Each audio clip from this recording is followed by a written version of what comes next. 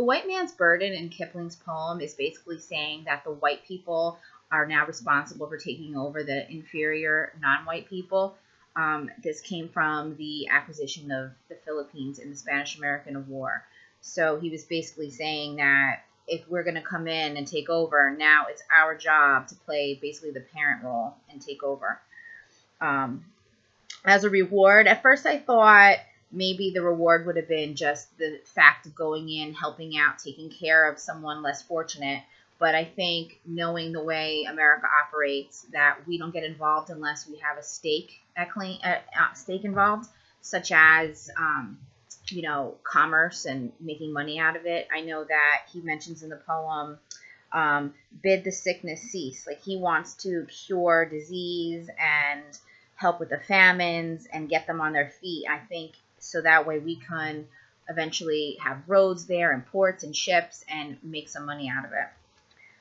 Number 3, I think that Kipling is talking to the United States in general when he wrote this poem. At the time, the imperialistic ideas were very much that of Britain and France, and we had been trying to stay away from that for a while. But this period of time has brought about the question of, should we move forward with getting more involved? Should we stay where we are? The country seemed to be pretty divided.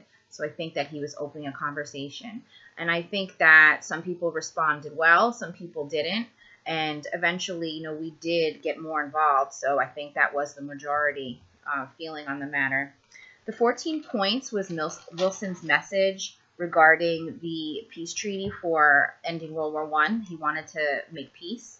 I think that although there were 14 points, he touched on about 5 of them that I think were core to the values of the 14 points. One being he wanted to end secret agreements between countries, which would open up the lines of transparency.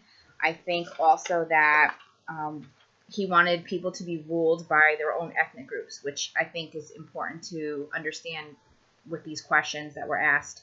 Like if you're from Poland, you should be ruled by Poland.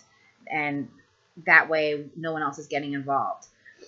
3, freedom of the seas. Neutral countries should be able to trade amongst themselves or whoever they please without any issues.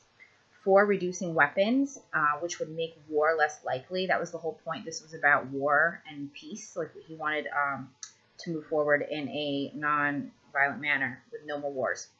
5, establish a worldwide peace group where countries can get together and discuss their problems. This is also touching on the transparency, not having issues, getting things out in the open. This was called League of Nations, which is funny. We never actually joined the League of Nations.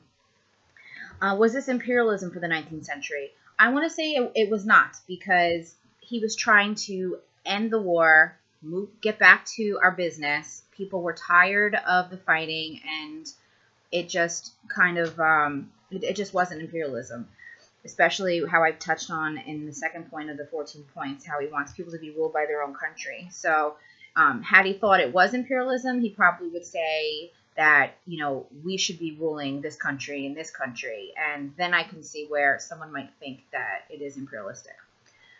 His concept of formulations are that much of, he didn't really want to get involved in World War I to begin with. There wasn't much of a choice after Germany was bombing our submarine on sunk Lusitania, I believe. So it was kind of not something that America was looking to get involved with. We did want to stay neutral. And at the time, many people did not want to get involved with war. So it differs from Kipling's ideas, where Kipling wants to be involved. If you're going to get involved, then you have to get dirty and take care of these people and, really take over. And I think foreign policy these days has departed quite a bit from the 14 points, especially when it comes to the guns and weapons. We can look at a lot of different examples. We look at the Cold War, how that escalated between Russia and the U.S., the building of bombs and building of nuclear weapons, keeping secrets, especially when it comes to those types of things. So transparency has not been something that has been around. It's interesting to note, I read on CNN.com today about Donald Trump wanting to put a tariff, 45% on all Chinese goods coming to the U.S.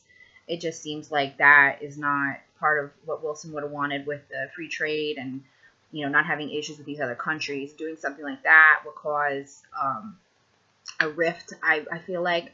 One more point. I know I'm going over 5 minutes right now, but also with Cuba, we've had all these issues with Cuba over these years where we haven't even been allowed to visit Cuba, have any of their exports. We weren't importing anything. We basically shut them out. And that's the opposite of what the 14 points really stands for. So I hope I answered all the questions. Thanks.